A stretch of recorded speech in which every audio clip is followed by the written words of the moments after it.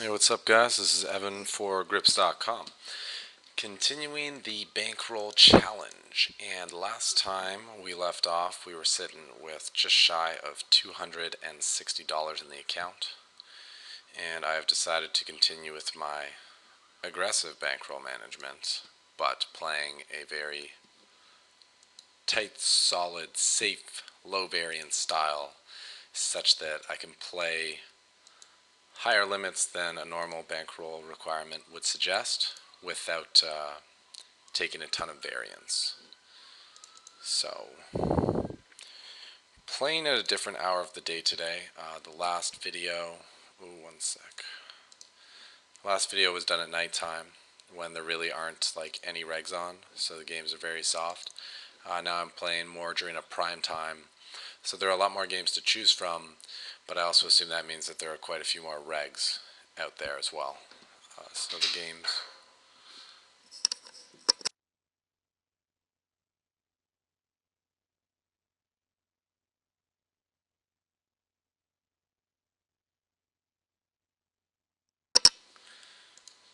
Anyway, a little distraction there. So the games will probably play a bit more aggressive than the games in the last video we're playing, but that doesn't mean that we shouldn't be able to make any money playing them.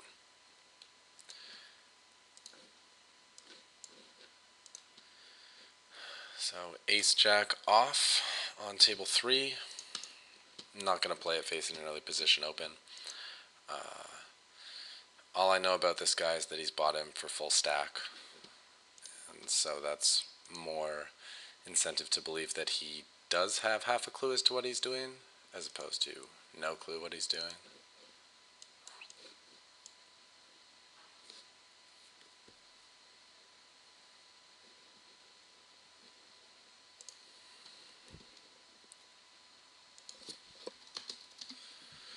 So we'll just get our post on here and get our grind on here and see what's good. I'm going to be playing some tables on the side as well so that we can have lots of action and lots of bonus footage, because you guys have been saying that you enjoy that.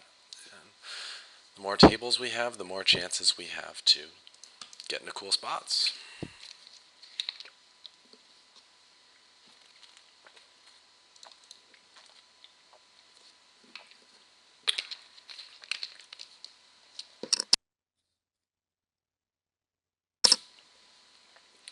So one thing I was discussing in the last video that I think is worth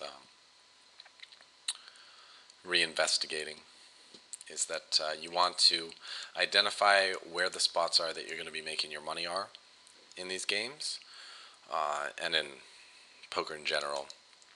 You want to try to identify the soft spots and focus on them, and doing your best to avoid the tougher spots.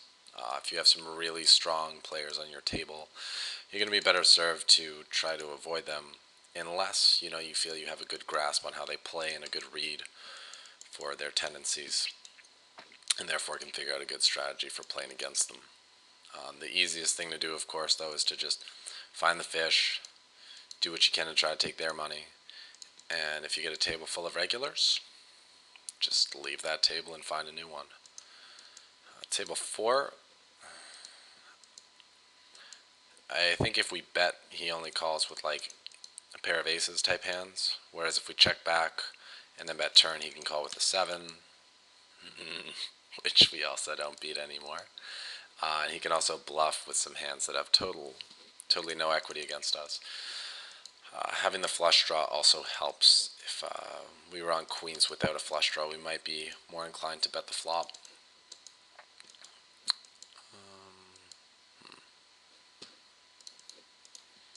He's going to call most bets, but for full pot, I'm actually going to pass. And ace 2 suited on table 1, you saw the last two hands. I folded both of them. I'd like to be on the cutoff or the button if I'm going to be opening that hand. And queen 8 suited, table 2, I decided I'd pop it up blind versus blind, and then c-bet the dry flop, but looks like we have a player who's not going to be quick to just roll over and let us take the pot. And looks like these games are pretty reggy, so We might have to play a bit more aggressive of a game than we played in the last video. Maybe getting there with a bit more 3-betting, a bit more flop raising. Just some aggressive type of play. And just applying that pressure on our opponents. The good thing, though, about playing in games that are all regulars, at least, is that we get to play 100 big blinds deep in almost every spot. As opposed to playing, 10 big blinds, 12 big blinds, 30 big blinds, just like awkward stack sizes. So playing 100 big blinds deep on every table means that we can just kind of stick with the same strategy across all the games. Which means less confusing situations.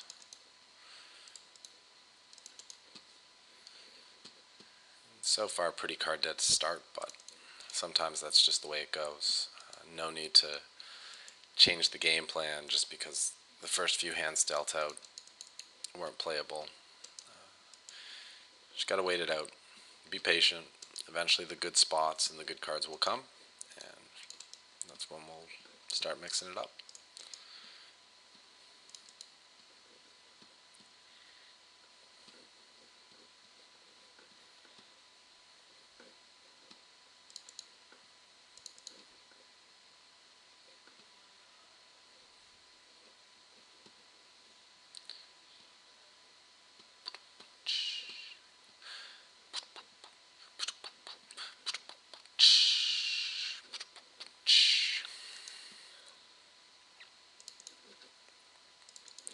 Ace-7 suited, table 2. It's a fine hand for 3-betting. Not trying to play those out of position pots right now, though. Not until we have a few more buy-ins behind and can withstand that variance. Playing 3-bet pots obviously means more variance. Playing out of position obviously means having less information than playing in position. So, ooh, that's pretty gross on table 3. So for that reason, not going to be doing a lot of 3-betting out of position in this session.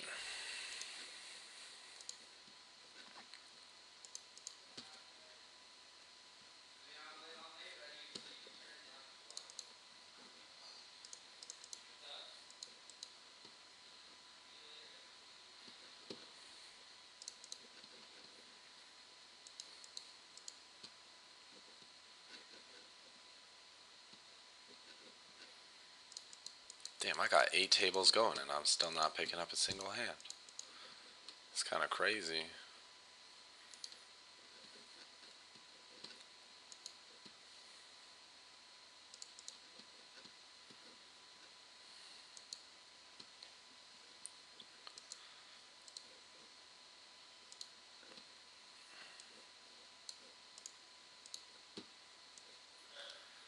Make it 9 tables. Got room for one more, and then I would hope that we can start getting dealt some hands.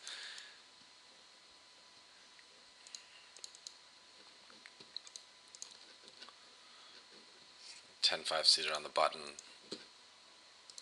Not playing. If it's weak players in the blinds, I'd probably raise that up. Suitedness means we can flop some flush draws, and there are some boards we can play aggressively on. But one player seems to be pretty tight, and one player seems to be fairly loose aggressive. So rather than open and risk getting 3-bet, I'm just gonna fold. Hopefully not too many of these guys are using heads-up displays, because if they identify us as being super tight, which is our game plan for this session, then we're probably not going to get action on our big hands. I know on the other sessions when I played at fishier times of the day, that definitely wasn't a concern, because people weren't paying attention to that.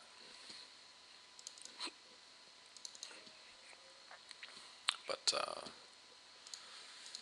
we'll see. Fortunately, that's one thing that there's no way to find out about who's using a HUD and who's not. Very reggy games.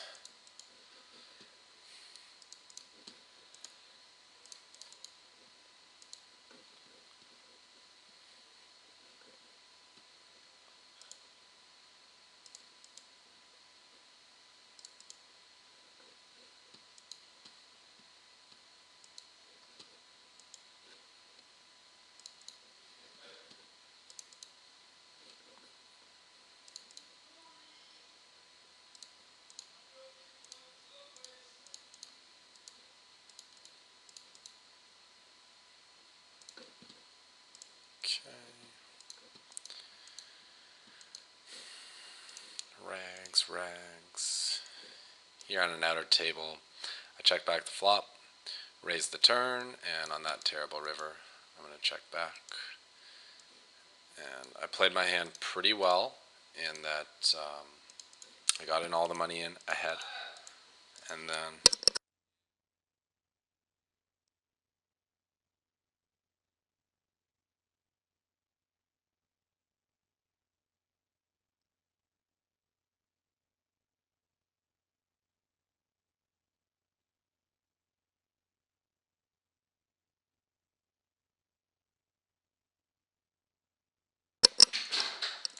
sorry guys, I'm entertaining a lot of people this week, so there's a lot of people coming in, stopping by, saying what's up, this, that, and the other. But fortunately, we didn't really have any hands going on during that time, so nothing was missed.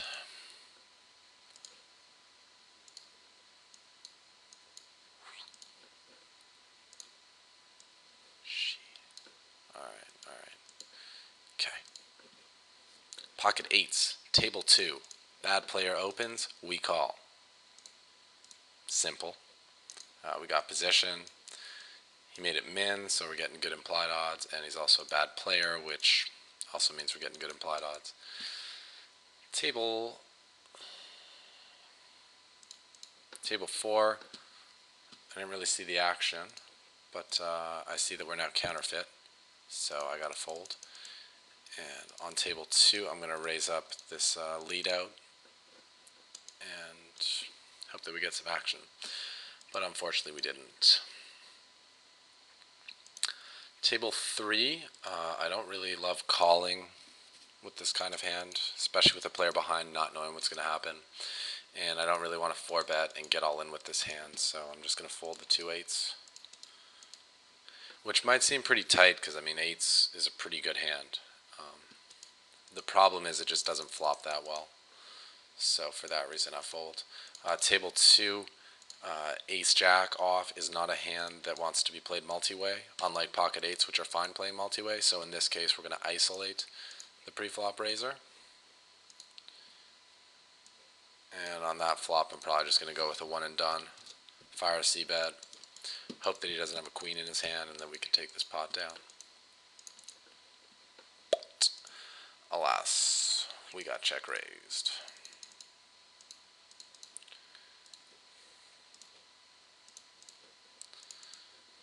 Gotta go. Pocket kings on outer table. Notice that I went for a 5x ISO as opposed to a smaller one, because this guy's pretty loose. So I figure he's going to call the ISO almost no matter what size it is, so I might as well get as much money in pre-flop as possible, concept that was discussed in the last video. And I'm liking our spot right now. I'm really liking our spot. We're just going to hammer away. Hope that he's got something with the queen and get it all in. That board ran off pretty dry. Okay, let me think, party poker. I kind of got a big hand right now.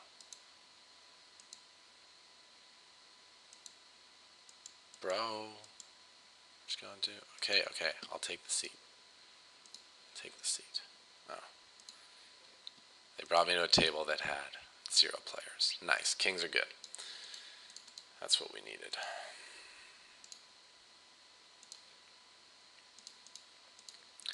Sorry for all the popping up. I know it's like really disorganized and scatterbrained. You guys might be going a little crazy watching this. But, okay. But I want to get as many hands in as possible in this video. Obviously, a standard 4-tabling video, we're going to be able to analyze the spots a little better. But there's also the chance that we get absolutely no hands. So, ace-9 suited. This guy's cutoff opens fairly wide, so I'll call and take a flop and just go with a pot control type line. And on table 4 against a really loose player, I'm fine with seeing a flop with the ace-3 suited. 3-betting would also be an option here. So we're going to check call with top pair. Hope that the turn goes check, check. And on the river, so value bet a third pot. Got it. Gonna take a card off on table 4 because this guy's probably gonna be c-betting his entire range, and then hopefully, like on table 1, the guy can just shut down. And when he checks, I think we have the best hand a decent amount, and this type of player might call us with a queen. He might check call with a draw, although he's probably more likely to bet a draw himself. But a lot of not so hot rivers, so for that reason we're going to bet the turn. Checking back with the intention of inducing some bluffs on the river and calling is also a perfectly valid option. Just get our rebuys in. Rebuy.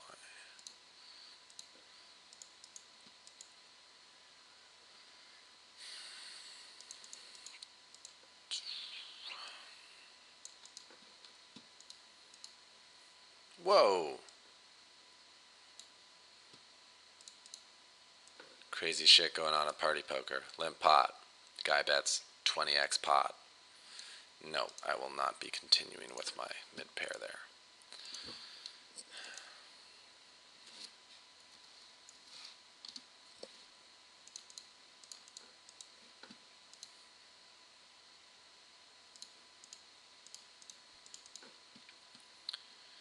I feel like Auto Man on table 3 is opening quite a bit in position, so Jack 10 suited's a good hand to be 3-betting as a semi-bluff.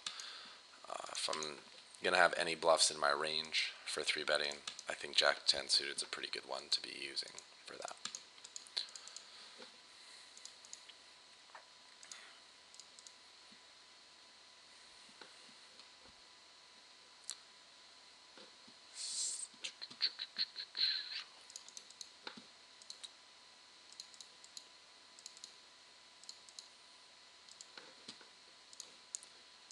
Here on one of the other tables in a limp pot, I flop top pair, and I just let out 2 times. I'm going to check the river and possibly call in case he has a missed flush draw or a missed straight draw. If I do bet again, though, I don't really see him calling with a worse jack or a second pair type hand, so bet the flop and turn for value and to charge any draws, and then on the river I check to get maximum value from all his possible holdings.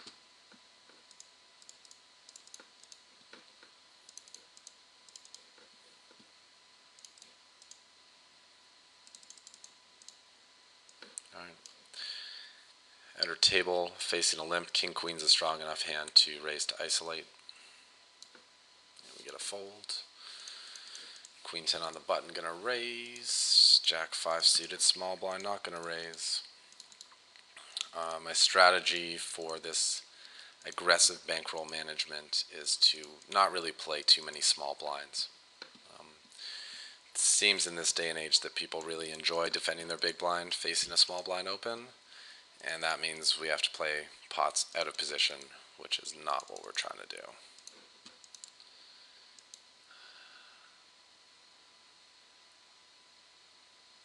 C-bet on table 1. If he doesn't have an ace, he'll fold, and if he does have an ace, we can still get a gut shot. And there it is.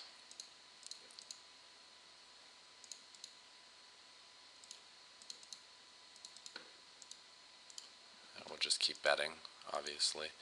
Alright, this table 3 sucks. I'm going to get a new one to bring over here. People are constantly sitting out. It's just a shitty table. Let's bring over this one where I didn't see an awesome flop. Alright, don't want to bet too big on the river. I think his most likely hand is ace X, so he'd be calling for a chop, kind of assuming that we probably have an ace as well. Once the board pairs there. And on table 3, I'm going to re-raise for value with ace queen, such that if I hit top pair, I can play a nice big pot and try to play for stacks. And he folds. I also don't want to call and risk getting squeezed and being out of position in an awkward spot, or having it go I call and the big blind calls, and once again I'm playing out of position. Ace queen, outer table raised pre, c-bet the flop. Not too much to talk about there.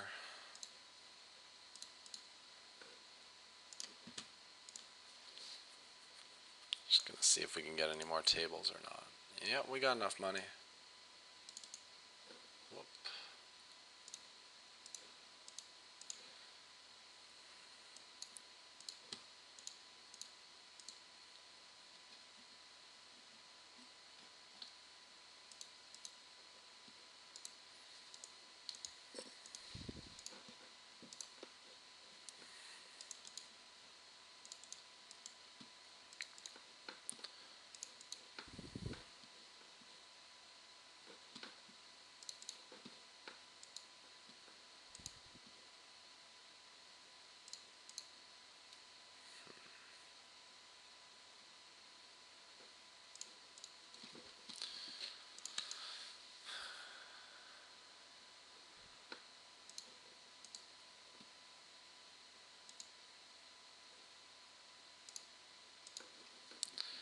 So far we're doing alright. We're up about half stack.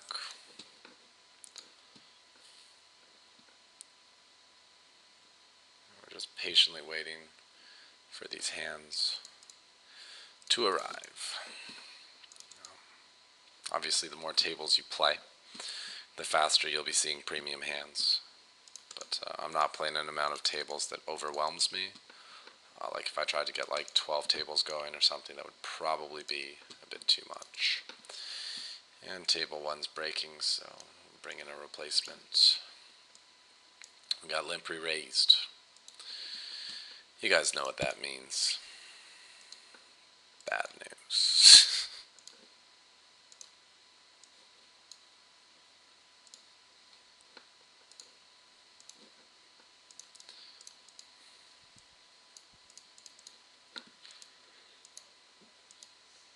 Right. Here on outer table, there was a limp and an ISO from a really tight player. So rather than going for a 3-bet, which is what we'd often do with pocket tens here, I just called. And now I'm going to just fold.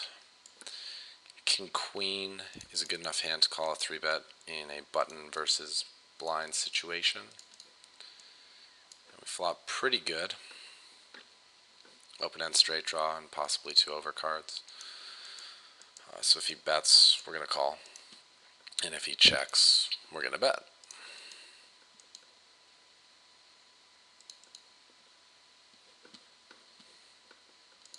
Table 2, calling with the 8-9 suited is an option, but again, we're trying to play that triple threat position, aggression, selection. So we're not trying to play hands without the lead. And Queen Jack offsuit would raise on the cutoff, on the button I mean, but probably not on the cutoff. Especially with 3 aggressive regulars behind. Probably going to stick with opening pretty tight ranges. Okay, here there's an ISO of a limper, and we have a decent hand. King Jack plays well, but prefers to be played heads up rather than multi-way. So we do 3-bet. Unfortunately, on this flop, we're looking pretty bad. So I'm just going to check and fold when he bets. Which he did.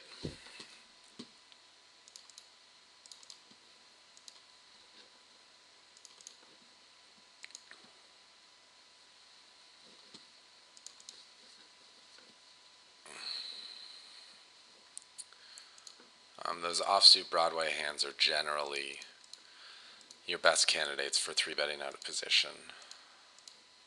They have good high card value, good for making top pair.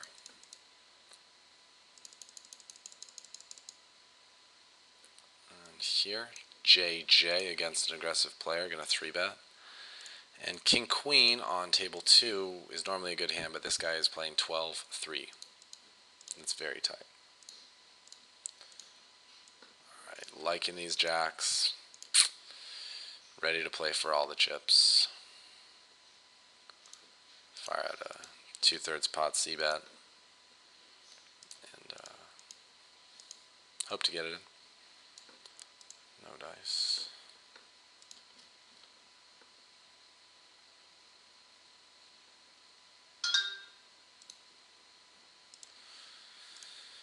And on one of the other tables, I raised the button, flop top pair against a fish, so we're just going to value bet, and value bet.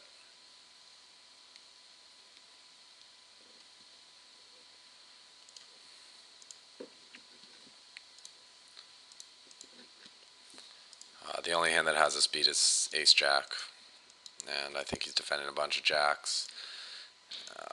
Other pocket pairs as well, so we'll just go for a half-pot river bet and expect to get paid.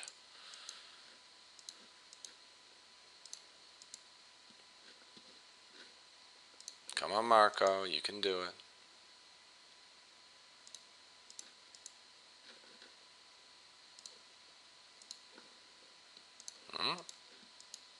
No. Oh well. We tried.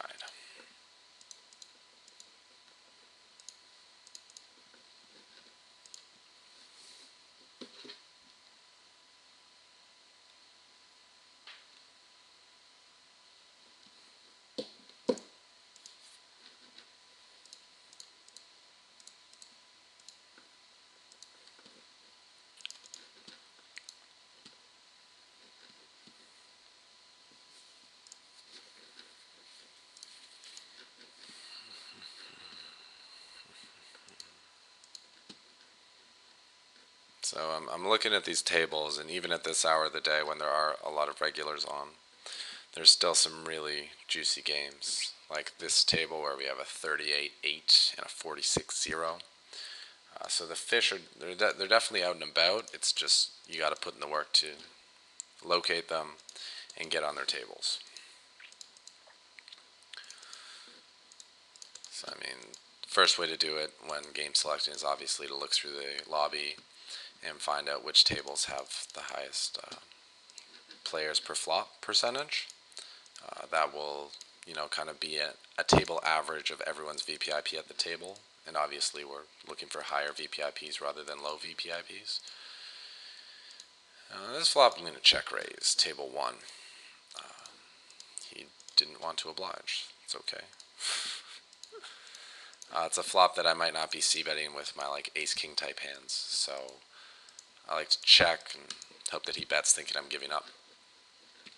But he's too smart for me. Much too smart. So yeah, the first thing you can do is look through the lobby. Look for the tables with high players per flop percentage. But a much more effective strategy is to just go ahead and label players as you play sessions with them. And when you can identify that someone is super tight or super loose, just make a note of it. And then when you're going through the label to select your games, you can see which players you have labeled as fish or as donks, and then whichever tables have the most fish and donks on them, obviously those are going to be the ones you want to play. So facing a loose player here on table 2, it would seem that continuing with ace-queen is a good move. Even though he's loose, playing 32-27, those 3-bet is only 6, and with him 3-betting out of position with a small 3-bet, I'm actually not in love with the spot. And since we're going with a low variance style, that's just going to be a fold.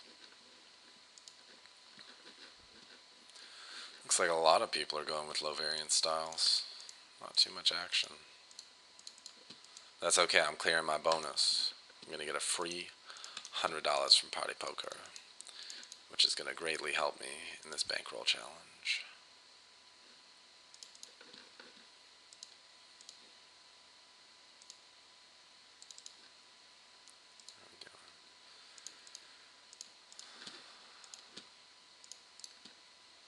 Ace king.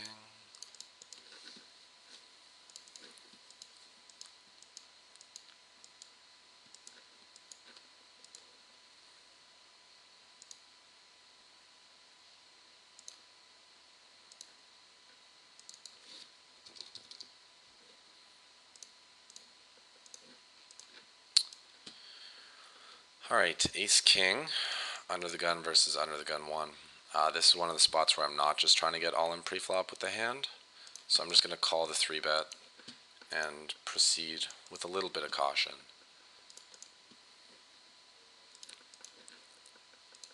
This guy's 3-bet is also fairly low. So on this flop where I completely missed, I'm actually just going to, sadly, check fold. If I have a backdoor flush draw, I can justify peeling one, but I didn't.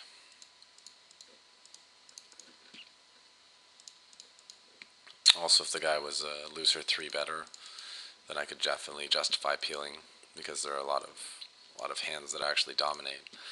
And here on an outer table in a limp pot, I just went ahead and flopped 2 pair, bet it out hard on the flop.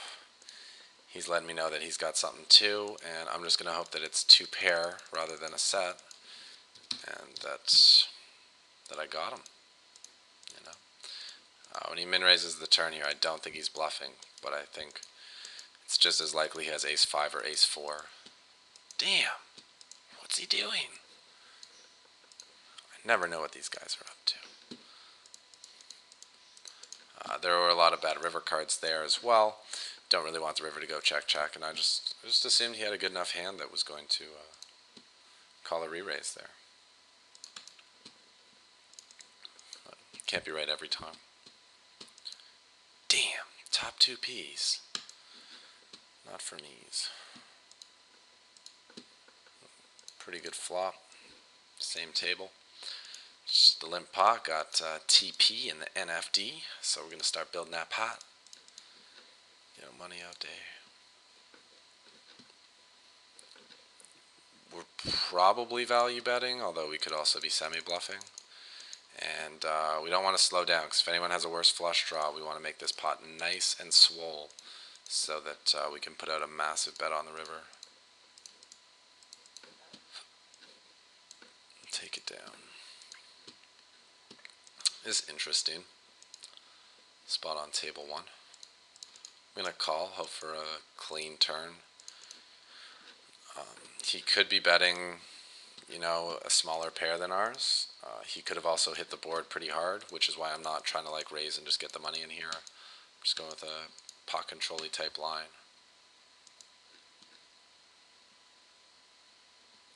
And when he checks, I think we're probably good. So go ahead and put out a value bet on the river.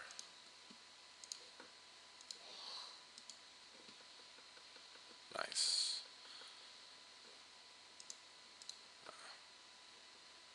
I tried to get on another game, but we're out of money. Okay, we got a sweat. We have a gut shot, and we're getting laid a really good price. We're getting 6-1 immediate, and if we hit, we're probably gonna get paid. Damn. Ooh, okay. I'll take a free turn card. It's a long shot, but the guy could have king jack or queen jack, and we actually have the best hand. That wasn't my main reason for calling the flop, but I guess it adds a little bit of merit to the play. Ooh, aces. Ace. There you go. 3 good? Of course it is. Why wouldn't it be? Oh, come on, hit me with the re-raise. Oh, he hit me with the re-raise. And since this is, this guy's 3-betting decent amount, but since it's under the gun versus under the gun +1, I'm going to assume he's less likely to be light here than he would be if it were, like button versus blinds or something. So I'm going to 4-bet the aces and just hope that he has one of his value hands, so jacks are better, that he might be willing to get all in with. And hopefully we can just get the money in. He's a big favorite. And scoop to $25. Damn. No, he's just full of shit.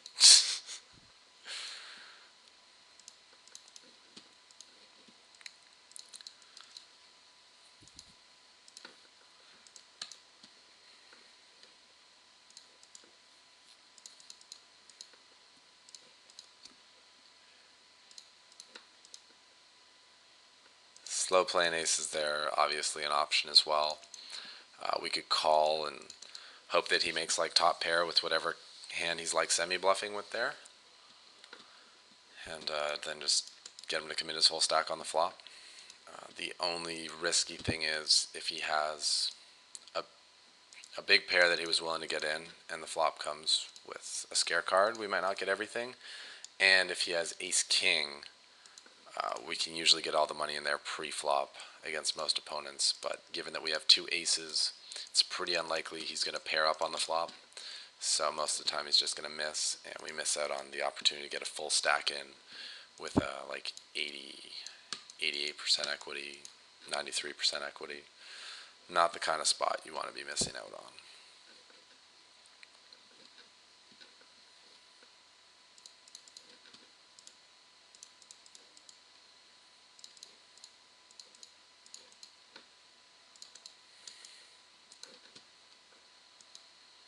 Alright, min 3-bet on table 1. Gonna see a flop. Tread cautiously though, this is the first time that this guy's 3-bet. We're not just taking it to the house if we make top pair automatically there. It's going to depend on sizing, timing, frequency of betting, a lot of stuff.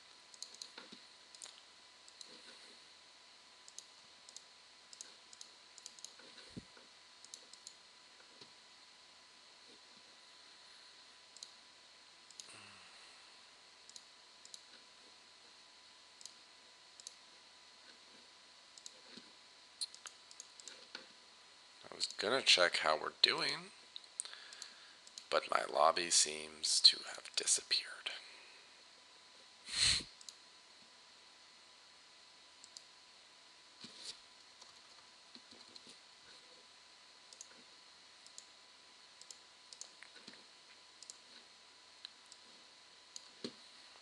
Two kings. Good flop. I'm going to bet. Hope that we get called. Hope that we don't get raised.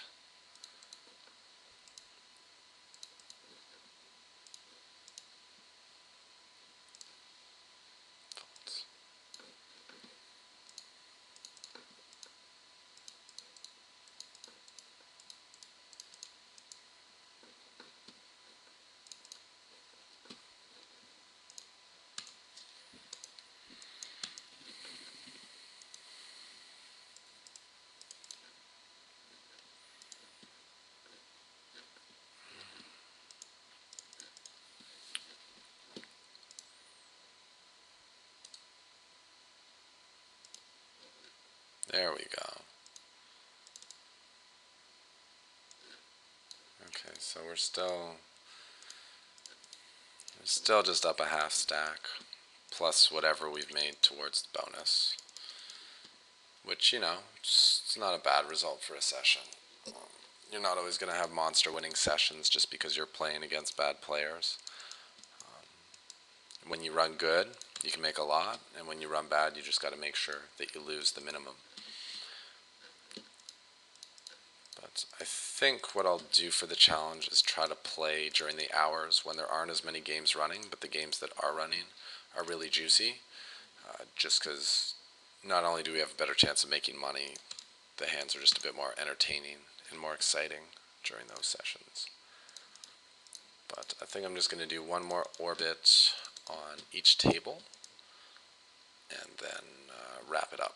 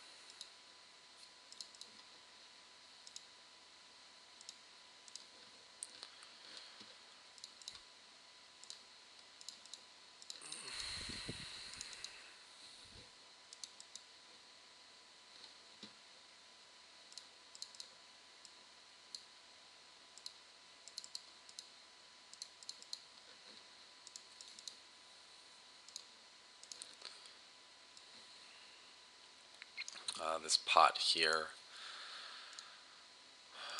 on table 4. I limped in pre. He checked.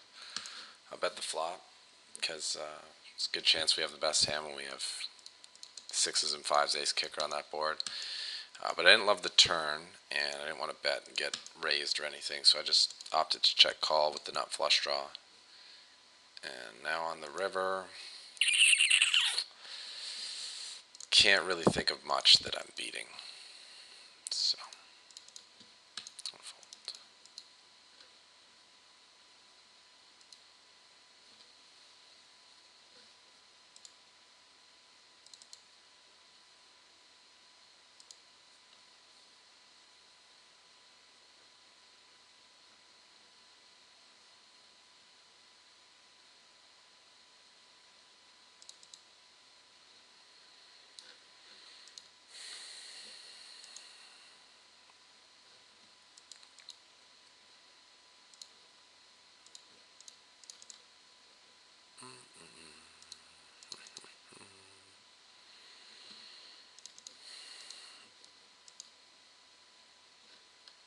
Alright, well, sorry we couldn't get more action during this video.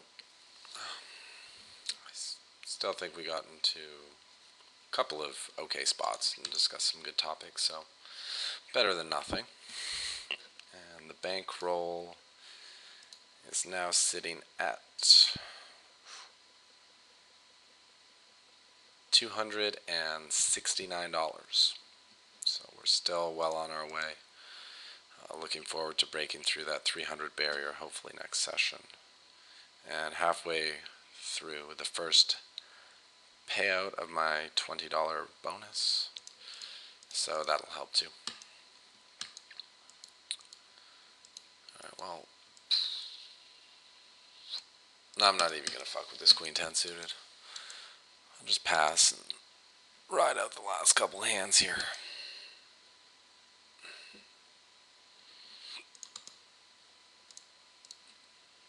Okay.